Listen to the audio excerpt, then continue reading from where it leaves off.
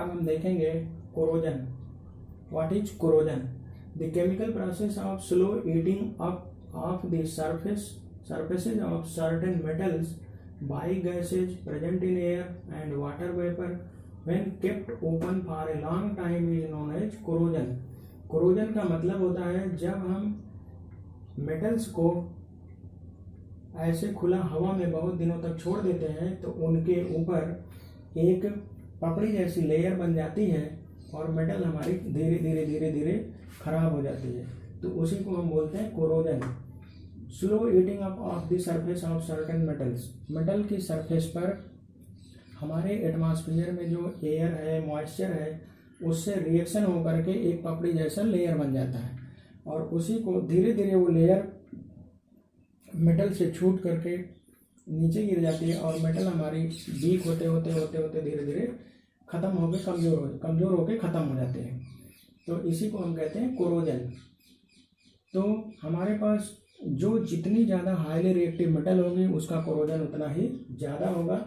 हम देखते हैं जैसे हमारे पास मान लीजिए आयरन है, आयरन को हम खुला हवा में रख देते हैं तो ये क्या होता है, एटमॉस्फेयर की ऑक्सीजन और मॉइस्चर X2O, यक्स यहाँ पर इसलिए लिखा गया है, ये डिपेंड करता है कि हमारे एटमॉस्फेयर में कितना मॉइस्चर है। जितना ज़्यादा मॉइस्चर उतना ज़्यादा यक्स की वैल्यू, यक्स 2 4 6 10 15 20 100 हो सकता है। जितना ज़्यादा नमी यक्स की वैल्यू उतनी ज़्यादा, वाटर मॉलिक्यूल की संख्या उतनी ज़्यादा।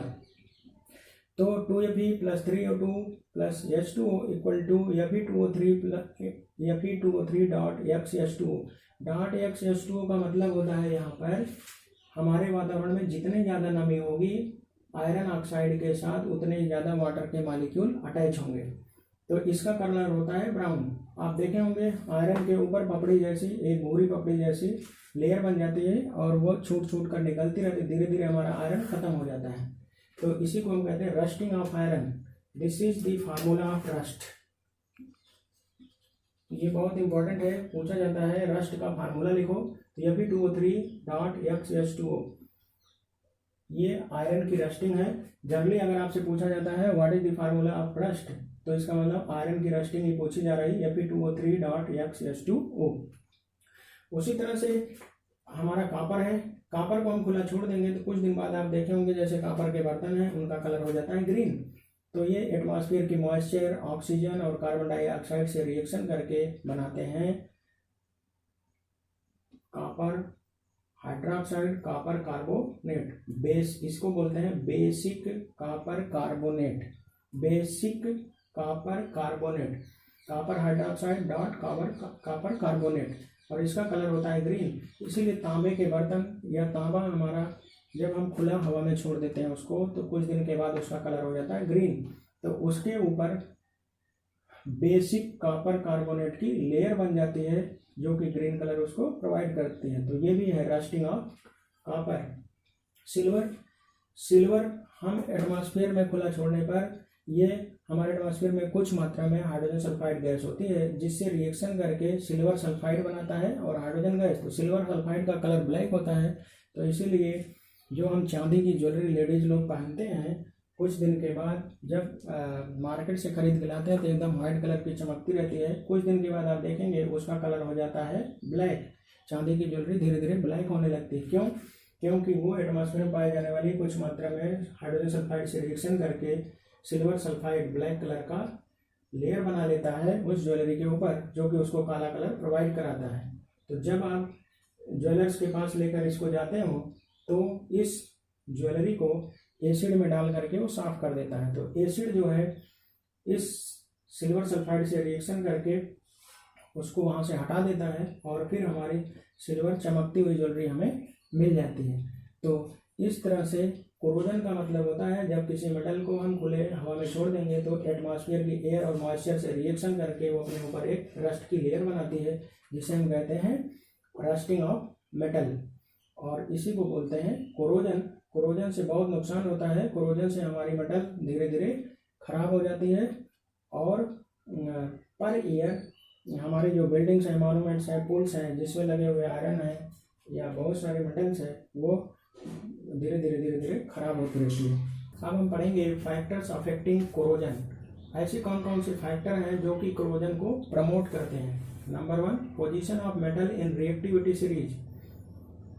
मेटल्स की रिएक्टिविटी के आधार पर एक सीरीज बनाई गई है जिसे हम कहते हैं रिएक्टिविटी सीरीज।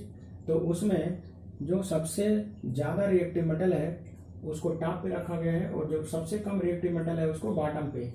तो रिएक्टिविटी सीरीज में मेटल की जो पोजीशन है, ऊपर रखी हुई मेटल वो ज़्यादा रिएक्टिव होती हैं। रिएक्टिविटी सीरीज में नीचे रखी गई मेटल कम रिएक्टिव होती हैं। तो जैसे कॉपर, सिल्वर, गोल्ड, ये रिएक्टिविटी सीरीज में सबसे नीचे हैं, तो ये बहुत कम रिएक्ट करती हैं। तो इसका मतलब, इसकी सिंपल मीनिंग यही है कि जो हाईली रिएक्टिव मेटल हैं वो ज़्यादा रिएक्शन करती हैं। कहने का मतलब highly reactive metals, highly reactive metals corrode easily. जो मेटल जितना ज़्यादा हाईली रिएक्टिव होगी उसका कोरोजन उतना ही फास्ट होगा। Number 2, air and moisture. हमारे एटमॉस्फेयर में एयर और मॉइस्चर जितना ज़्यादा प्रेजेंट रहेगा, मॉइस्चर मीन्स होता है नमी या ह्यूमिडिटी, कोरोजन उतना ही ज़्यादा होगा। मतलब रस्ट तभी ज़्यादा लगेगा जब एयर और नमी हमारे वातावरण में जितनी ज़्यादा होगी उतनी ज़्यादा रस्टिंग या कोरोजन होगा। Uneven metal surface. मेटल का सरफेस अगर अनइवन है, जैसे ये कोई मेटल है, इतना मोटा मेटल है, इसका सरफेस ऐसे अनइवन है, जिगजैग, रफ सरफेस, तो इसमें क्या होता है, इसमें एयर और वाटर के molecule,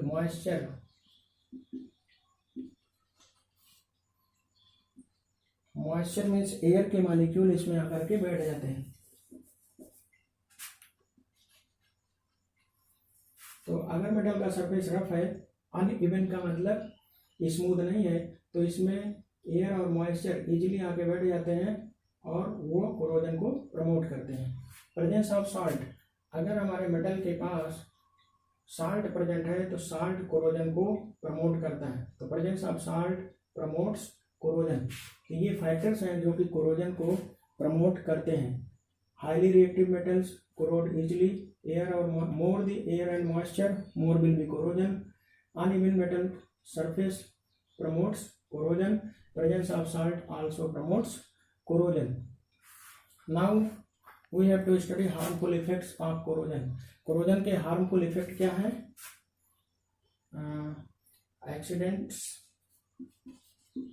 Accidents and economy loss. Means loss of money. ये हैं harmful effects of corrosion.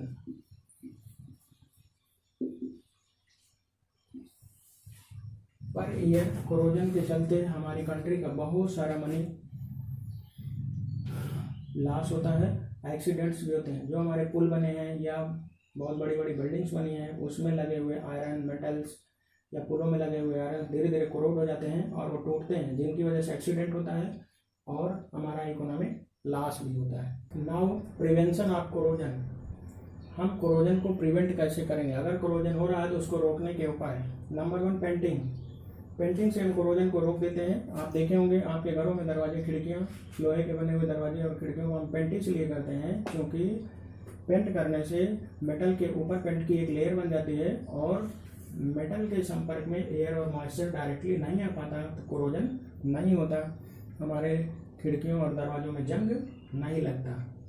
Oiling, metal की बनी हुई चीज़ों पर हम आयल का लेप लगा देते हैं तो उससे भी एटमॉस्फेरिक मॉइस्चर और एयर जो है और मेटल के बीच में आयल की एक लेयर बन जाती है। तो एयर और मॉइस्चर डायरेक्ट, यहाँ पर मान लीजिए हम, ये हमारा है मेटल सरफेस, इस पे हमने लगा दिया आयल, तो हमारा यहाँ से आएगी जो air plus moisture,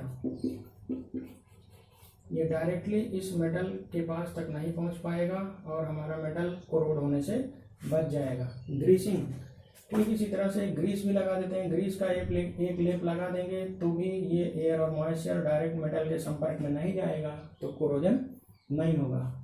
number 4 most important है इलेक्ट्रोप्लेटिंग। इलेक्ट्रोप्लेटिंग का मतलब होता है किसी, मान लीजिए हमारे पास एक कोई मेटल है, आयरन की रॉड है, इसके ऊपर हमने इतना मोटा लगा दिया, जिंक की परत चढ़ा दिया। ये है आयरन, आयरन के ऊपर हमने जिंक की एक परत चढ़ा दिया। तो process of depositing a layer of metal on the surface of other metal, process of depositing a layer of metal on the surface of other metal is known as electroplating। electroplating का मतलब होता है किसी एक metal के ऊपर दूसरे metal की परत चढ़ा देना। अब हमने आयरन बहुत इजीली कोरोड होता है हमारे एटमॉस्फेयर में, लेकिन इसके ऊपर जब हम जिंक की परत चढ़ा देंगे तो यहाँ से आने वाली एयर और मॉइस्चर मीन्स नमी डायरेक्टली इस आयरन के पास नहीं पहुंच पाएगी और आयरन कोरोड होने से बच जाएगा। तो जब हम किसी मेटल के ऊपर जिंक की परत चढ़ाते हैं तो उस प्रोसेस को हम बोलते हैं गैल्वेनाइजेशन। गैल्वेनाइजेशन जब किसी, मान लीजिए हमारे पास है आयरन है, कॉपर है, इसके ऊपर हम जिंक की परत चढ़ाएंगे तो the process of depositing a layer of zinc on the surface of other metal is known as galvanization. एक प्रोसेस और है जिसको हम बोलते हैं टिनिंग, TINNING। टिनिंग का मतलब होता है किसी भी मेटल सरफेस के ऊपर, ये हमारा मेटल है, इसके ऊपर टिन की लेयर, टिन का सिंबल होता है SN, टिन की लेयर चढ़ाना। तो किसी मेटल के ऊपर when a layer of tin metal is deposited on the surface of other metal then it is known as tinning. ये कोई मेटल है, इसके ऊपर हमने टिन की लेयर चढ़ा दी, तो टिन की लेयर चढ़ा देंगे तो यहाँ भी डायरेक्ट एयर और मॉइस्चर इसके संपर्क में नहीं आ पाएगा, तो हमारा कोरोजन नहीं होगा। तो किसी मेटल के ऊपर जिंक की लेयर चढ़ाना गैल्वेनाइजेशन, किसी मेटल के ऊपर टिन की परत चढ़ाना टिनिंग। और ये दोनों प्रोसेस इसलिए, इन दोनों को कंबाइंड हो सकता है इलेक्ट्रोप्लेटिंग, और ये इसलिए किया जाता है कोरोजन को रोकने के लिए, for checking of corrosion. Checking means रोकने के लिए। तो कोरोजन को रोकने के लिए ये कुछ प्रिवेंटिव मेजर्स हैं, पेंटिंग, ऑयलिंग, ग्रीसिंग, इलेक्ट्रोप्लेटिंग, इनके द्वारा हम कोरोजन को रोक सकते हैं।